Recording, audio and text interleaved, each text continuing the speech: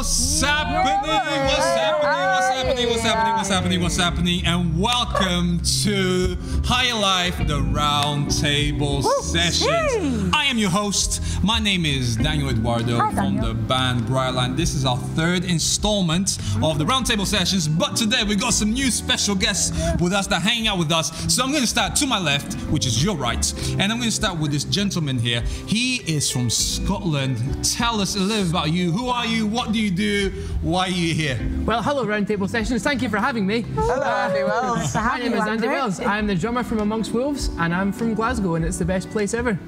Great. And then returning for a second episode. Second one. Nice. Due to popular demand, we have the one and only Samantha Jabangwe. Tell us who you are and what do you do? First off, Daniel, don't say my government on live YouTube channels, okay? The people wanted to know what is Sammy short for. I am Sammy Samantha Kinopa Jabangwe. I'm Rhoda Jabangwe's daughter, Golden Sakisa Kala's daughter, and I am in a band called Soulbox, and I sing. Sometimes I rap, and most times you'll find me here at this round table for a session. Fantastic. What, wait, I forgot to ask you, what do you actually do in Amongst Wolves? I play drums. That's right, I covered you. I said that for you, so you didn't have to. You did say that? Oh, man. Listen. I'm not listening. If you listen, that'd good be listening. My wife will be so disappointed with me right now. She says always, Daniel, let's practice some good listening right now. Let's practice good listening. Anyway, and to my right and also to your left, we have, what's your name? My name is Gina Atkins, and you just completely forgot who I was. It's great to be here, Daniel. She's been here like 5 times. You're the veteran here. You've been as many times as I have. The original OG. You're the original. Here I am. And Gina, for those that are probably watching this for the very first time, what do you do? Yes, it's a great question. I am a singer in OTC. I don't rap, although I attempt. And yeah, I am the daughter of Andy Atkins and Alison Atkins. We are just our governments out there. Go on. The parents are going to be featured on They're this gonna show. love it. And then last but not least, we have potentially my favorite, my favorite drummer in the whole wide world after Will Smith. After Will Smith? Yeah, have you never watched Fresh Prince? Will Smith is a drummer. Yeah, he plays drums. And Jazzy What about Jeff. Justin Bieber? Remember when we saw him live? Yeah, we did see him live. That's a whole conversation. Story for a different but time. you guys can check it on YouTube. Joe and I saw Justin Bieber, the James Corden show in LA, front row. 2015? 2015, the same year as Jacob. Stop talking about we keep showing Yeah. it. So if you type in Justin Bieber plays drums at the James Corden show, you'll see both of us clapping and be like pointing and that kind of stuff. Disclaimer, it's a very different Joe and a very different Daniel. So heads up. Anyway, Joe, would you introduce yourself, bro? What do you do? Hi, Who are you? I am Joe, and I play drums in Brightline in the same band as you. Same band. Yeah. I'm the son of Stephen K. Barrett. I have 3 siblings: Sam, Heather, and Joe, and I have a load of nieces and nephews too. Any more Married to detail? one wife? Oh, I have a wife called Ruth. She's great. What does she do? She makes and fits prosthetic limbs. Right, there you go. That's like a serious job. That's a serious job. We sit around the table. We session at tables, and she fits legs. She fits legs. Yeah. Like to order so I could get a third arm, or just when you need it? Talk to her. Talk to her. I will. Yeah. Maybe she'll be a special guest in one of the shows talking about what it means to be prosthetic limbs. fit prosthetic limbs. I feel like so many times. Anyway, we could go on a different time. I don't want to do that. Anyway, so it's been an interesting week. Any particular news, stuff that you've seen in like, that was funny, and I want to bring that to the table. Start with you, Joe. Yeah. So I saw on the news yesterday, and it was on the radio this morning. There was this. Wait, you were on the radio this morning? No. Yeah, I was on the radio, and then I rushed here. On the radio and in the news, there were these 5 parrots that have been moved to a zoo in Lincolnshire. But the thing is, these 5 parrots, they've had to be moved out of public view because they can't stop swearing. So what happens is one parrot starts swearing, and then the other parrots like laugh at him, and then like another one starts swearing. It goes round and round. But now the zoo's worried that now they've moved them out of public view, that the rest of the parrots are going to start swearing too. So there'll be 250 birds. Just swearing. Just swearing. Do you want to something hilarious, guys? Yes. I actually have a swearing parrot. Like, I actually have a So parrot. it's your fault. Yeah, it's me. It's You're the one who came into the zoo. You know, in my little house in Ilkeston, my parrot Yorkie swears. Oh wow. It genuinely is crazy how well they can imitate and like what they can pick Yeah, up. where did she learn it from, Where Gina? did Definitely not me, and I would not like to name or shame anybody. So that's that. Good. I like that. No shaming. No shaming. Well, any of you guys seen anything kind of fun, interesting? Interesting, to be fair. So there's this teacher, 35-year-old teacher in America, right? So he's tattooed all over himself. Elementary teacher. Is that like real? reception here? That's or is primary, it? It's primary a school, yeah. primary school teacher, right? And they had to like move him to not teach anyone who's below the age of 6 because he now blackened his the white of his lids. So a 3-year-old complained because he was getting nightmares. So his mum came in and said, I don't like it anymore because my child is getting nightmares. So this guy, his nickname is Freaky Good, I believe. Wait, I don't sorry, like his name this. is... His nickname is Freaky Good, Freaky I Good. believe. And he spent 460 hours under the tattoo needle. And Sorry, it's under the given- what? Under the tattoo needle. Alright. So or in total for the amount of just- tattoos that he has. So yeah, That's a now lot. it's gotten to the point where he can't teach young kids anymore. Oh, my That's gosh. mind blowing. Well, I saw something interesting. That was weird. But I feel like mine is a little bit more lighthearted. Yeah? David Attenborough has Instagram. David Attenborough has finally joined the David. world of David. Instagram. My favourite Welcome, mate. Honestly, your mind is going to be blown. I know David from back in is the he day. watching? You know watching David this? Attenborough. Is he watching this? Hangs out with us. What's up, bro? So Give us a follow. Give us a follow. Amongst Wolves team. Yeah, give us a follow at Brightline Button. Anyway, so he joined Instagram Yeah. and 4 million followers in the space of an hour. Go on, David. I mean, that's similar to the Brightline account. It's interesting. Ours was 58 minutes, 4 million followers. So 2 minutes later. Ours was 57. Oh, Odd okay, that. so Yeah. you win. It's a race. So yeah, that's my news. David Attenborough has joined Instagram, and I've been following every day. I want to check out his documentary as well. You've seen his documentary. It's haven't you? so good. Good. Yeah, I mean, Which one's he's this? released documentaries over the past I know. 50 years. His most recent Yeah. documentary. Most recent His one. most recent one. It's Because he was fantastic. sat next to Prince William as well, which is quite cute. Because he was sat on Prince William's chair, Yes, and Prince I saw William was that. sat on David Attenborough's chair. I've never watched the David Attenborough anything. You know what? Sam. You know I know. what? I There's so will, much though. we I need to will. educate I you will. on. Wow, So just much wow. to educate you on. Blow your mind. Being. But today, one of the things I wanted to for us to look at and probably chat a little bit about this, because it's a pretty deep topic, and I don't think like 20 minutes is time enough to be able to cover it. But guys, I don't know if you've seen, obviously, early this year, there's been, especially in America, there's been loads of civil unrest. There's been loads of rioting. People are angry. People are angry at the injustice. There's been a lot of killing, especially towards black people. And there was this death, Breonna Taylor, who was sleeping. She was in bed, a paramedic. In March, a few officers, I think it was 6 officers, came in and they just shot her and killed her as she was chilling in bed. I mean, let's just pause for a second. Just pause for a second. Like, imagine you're sleeping, you had a long day at work, paramedic as well, you know what I'm saying? So it would have been an intense day of work. Paramedic goes home, had a long day, goes to sleep, doesn't wake up because an officer, a bunch of officers shoot her and she dies. But this week it came to light that, and I want to make sure that I read this properly, that the grand jury on Wednesday indicted Brett Hankinson, which was one of the officers, on 3 counts of first-degree wanton endangerment. So he got done not for killing Breonna Taylor, but because the bullets went into another room. So let me read it. Jurors said several bullets he fired outside of Taylor's apartment on March the 13th, which was the day that Breonna died. Several bullets he fired outside Breonna Taylor's apartment on March the 13th went into a neighboring unit where a pregnant woman, a man, and a child were at home. And it's because of that he got done. So he's faced charges for damaging a wall rather than a human life. Instead of a human life. Man, Right. that's That's insane shocking. when you put it like That that. It's mad when you put it insane. like So this is like injustice. Yeah. Whole another level. And obviously, you know, we all Christians, we all follow Jesus. And the central person in the Christian Yeah. faith, Jesus, Yeah. he speaks loads against injustice. Man, he stands up for the oppressed, he stands up for the poor, for the ostracized, for the people that are put in the corners.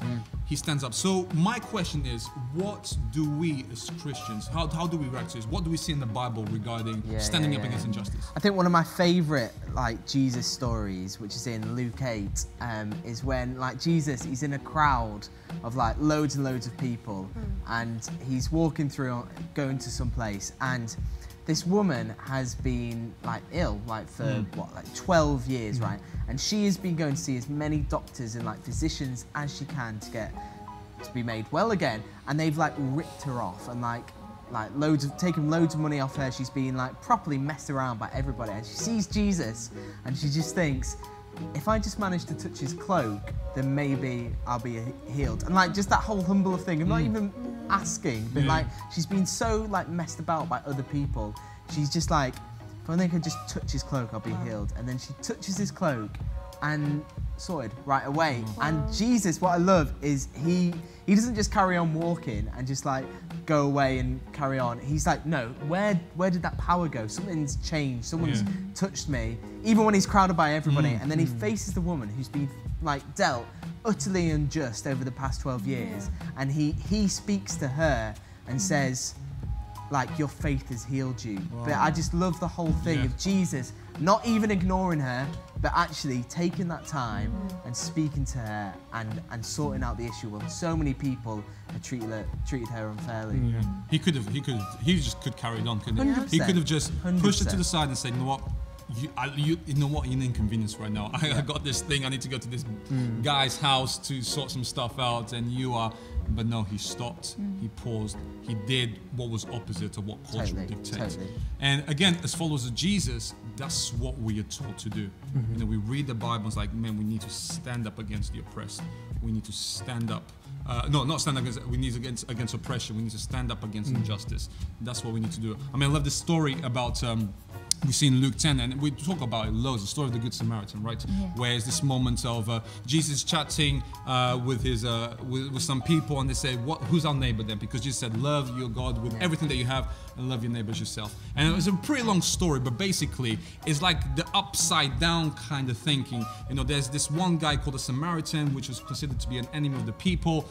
He gets mugged, he's on a business trip, he gets mugged, and then he's laid kind of half dead on the floor.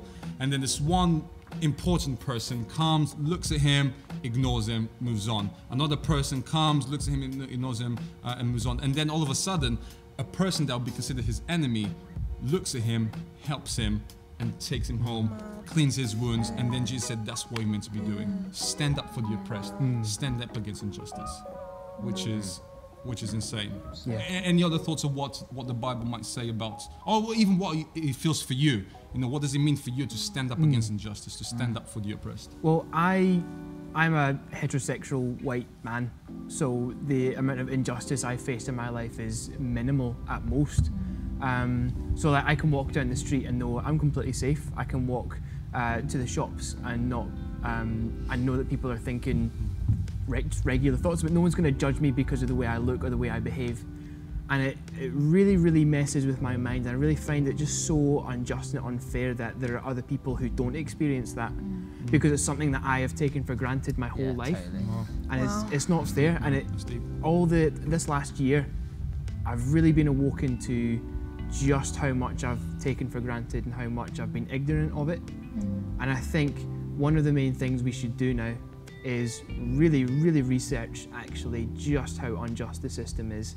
And what we can do in our own everyday life to make the people around us that we experience, that we see, feel loved, feel safe, feel accepted just for being who they are, because that's exactly what Jesus did. And if everyone does that, then that's the problem solved.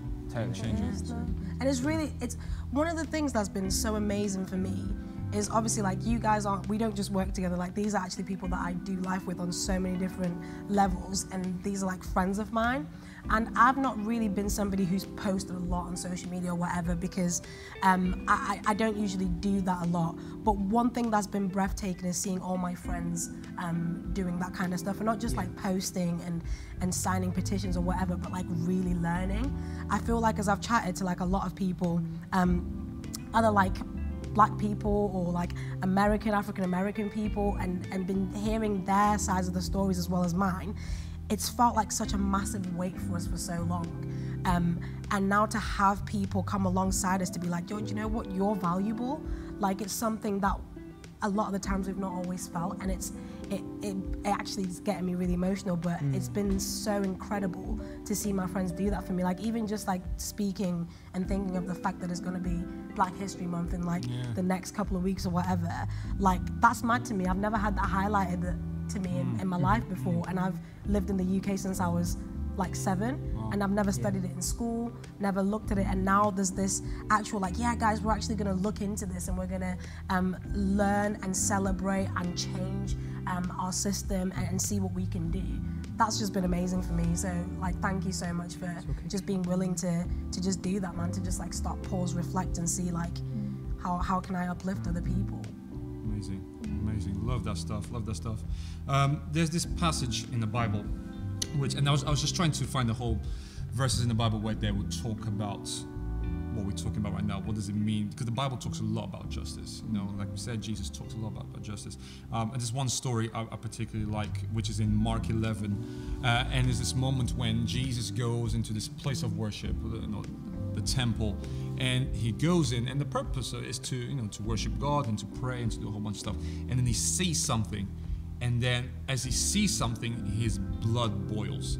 I'm saying his blood all of a sudden like, and it talks about him just flipping tables and kicking people out and all that kind of stuff. And if you read that, you're like, wait a minute, my hippie Jesus guy, the guy with the little lamb underneath his arm, like, you see those pictures, right? The sweet shepherd, like really tender, golden face, blonde hair, blue-eyed Jesus, like, you know what I'm saying, which is all fake. But anyway, we don't want. There's a whole different conversation. That's a whole different round table session. But that kind of image that we have, all peaceful and meek. He's peaceful, but man, he can kick butt. You know what I'm saying? He can like, turn stuff upside down. So he goes into the temple, he flips tables, he kicks people out, and then he says, this place is supposed to be a place of worship, and you made it into a den of robbers.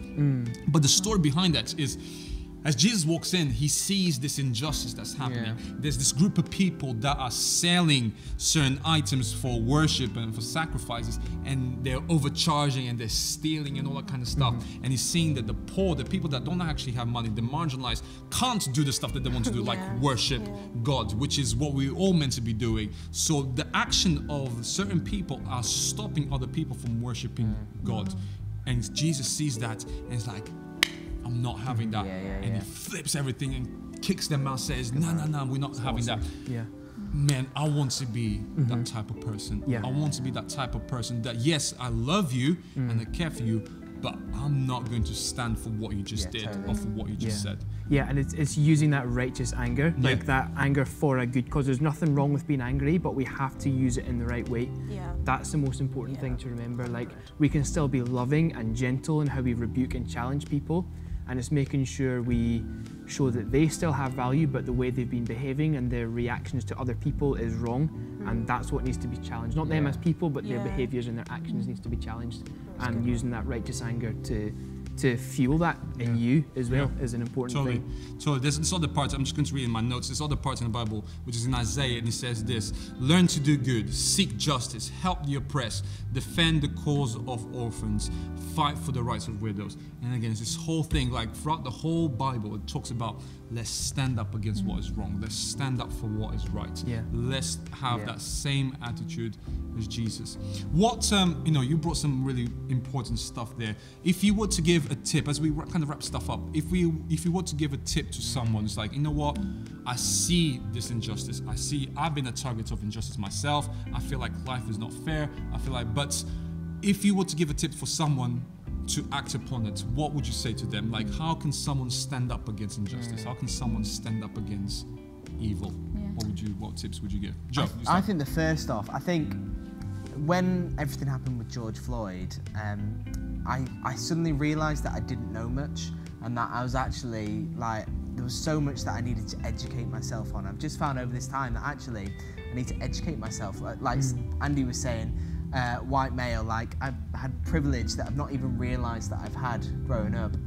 It's actually being aware of that and getting to know that more. So for me, that was definitely the first step of like, okay, cool, let's find out about this. I might not understand it at first, but I need to, it's important. It's way bigger than me or anything like that. I need to like really take time and understand what is going on. And then I think after that, from that point, it's like, okay, cool, what can I do? That's great. That's really good. That's really good.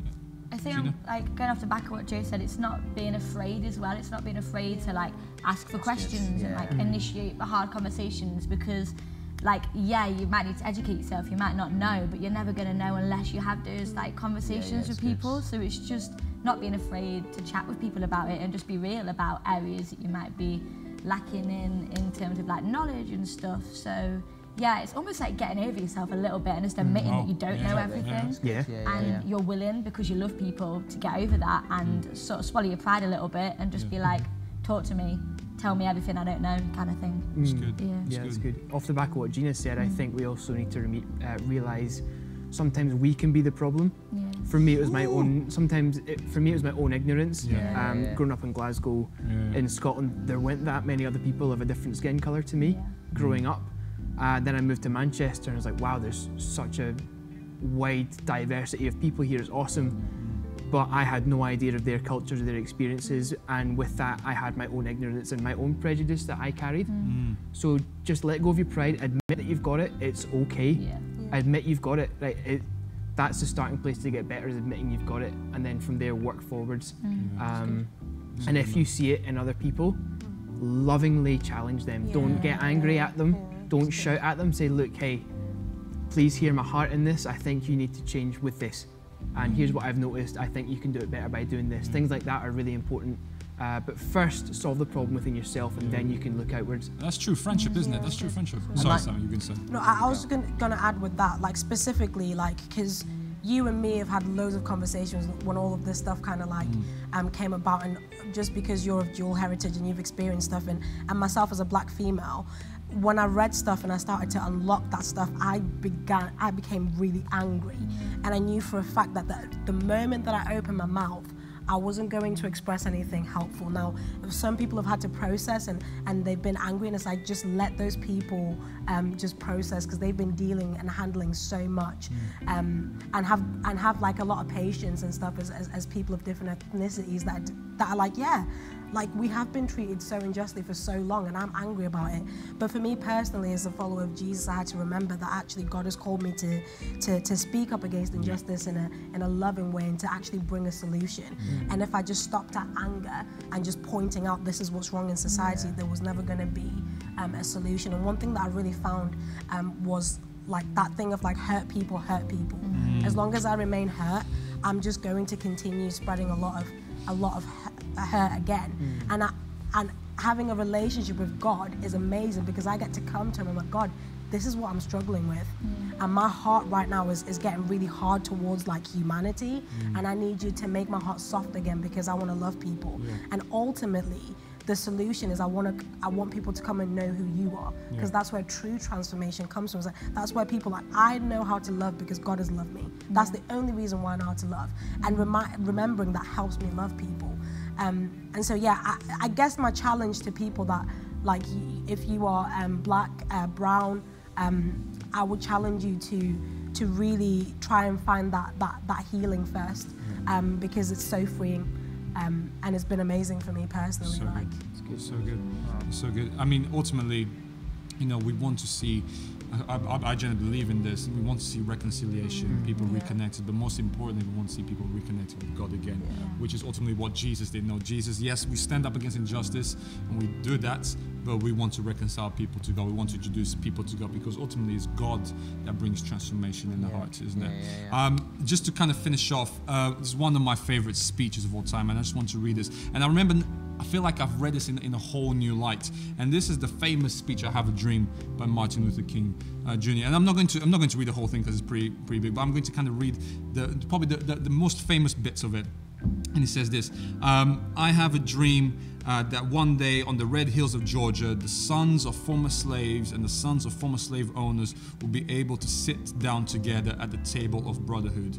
I have a dream that one day, even the state of Mississippi, a state sweltering with the heat of injustice, sweltering with the heat of oppression, will be transformed into an oasis of freedom and justice. I have a dream that my 4 little children will one day live in a nation where they will be not judged by the color of their skin, but by the content of their character.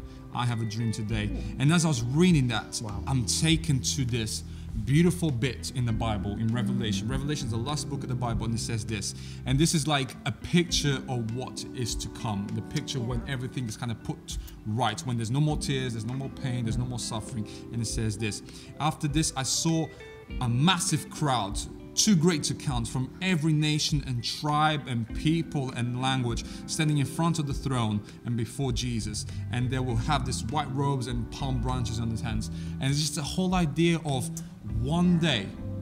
Oh my gosh, even just thinking about that, I'm like, ah! So good, You know what I'm saying? man. But one day, people from every nation, like language would not be an issue, color, nothing. Everyone would just be all together before Jesus, just like worshiping him, singing songs, everything be put to right, people reconciled.